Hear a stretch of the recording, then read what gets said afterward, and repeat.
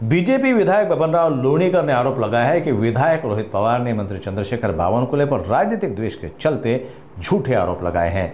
दरअसल शेगांव पंढरपुर दिंडी महामार्ग पर अवैध उत्खनन के मामले में लोणीकर की शिकायत पर मेघा इंजीनियरिंग पर 54 करोड़ रुपए का जुर्माना लगाया गया था। हालांकि उस वक्त के राजस्व मंत्री राधाकृष्ण पाटिल ने जुर्माने पर सिर्फ स्थगनादेश दिया था, माफी नहीं दी थी।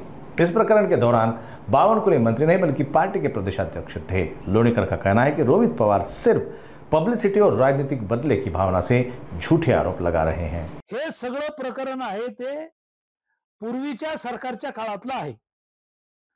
बावनकुळे साहेब त्याला भारतीय जनता पक्षाचे प्रदेशाध्यक्ष होते, ते मंत्री नव्हते।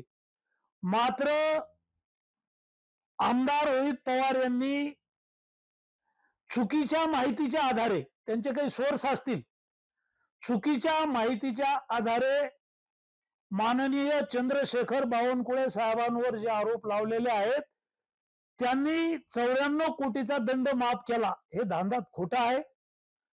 रोहित पवारांना जी माहिती कोणी दिली असेल ते त्यांचे सोर्स चुकीचे आहेत। बावनकुळे साहेबांचं काम पारदर्शी आहे।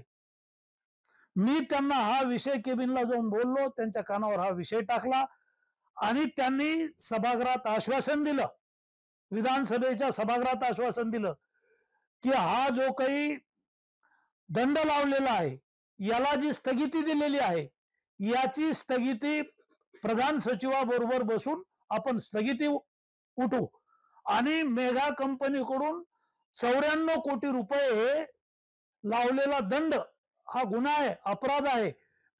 52% दंड लावता येतो अशी जर चोरी करीत असेल कोणी तर बावनकुळे साहेबांच्या प्रकार हे त्यांच्या काळातलं नाहीये, ते त्यावेळेला मंत्री नव्हते।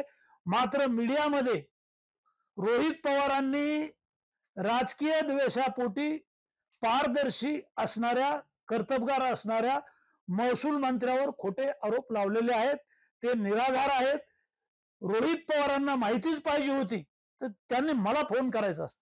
माझ्या मतदारसंघातलं प्रकरण होतं, माझी तक्रार होती, माझी लक्षवेधी होती। त्यांनी खरं म्हणजे रेकॉर्डवर जे सभागृहात उत्तर आलं ती माहिती घेऊन बोलायला पाहिजे होतं।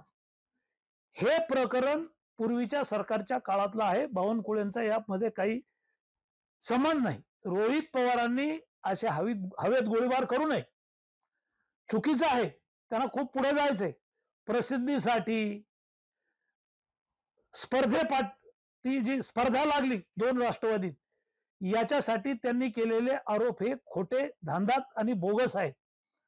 बावनकुळे साहेबांनी कुठलीही दंड माफ केलेलं नाही आणि राधाकिशन विखे पाटील महसूल मंत्री होते, त्यांनी सुद्धा दंड माफ केलेला नाही। त्यांनी तात्पुरती स्थगिती दिली होती, ती स्थगिती उठवायची आहे आणि पुन्हा एकदा त्यांच्या मशिनरी जप्त करून मेगा कंपनीकडून हे 94 कोटी रुपये वसूल करायचे आहेत। माननीय विभाग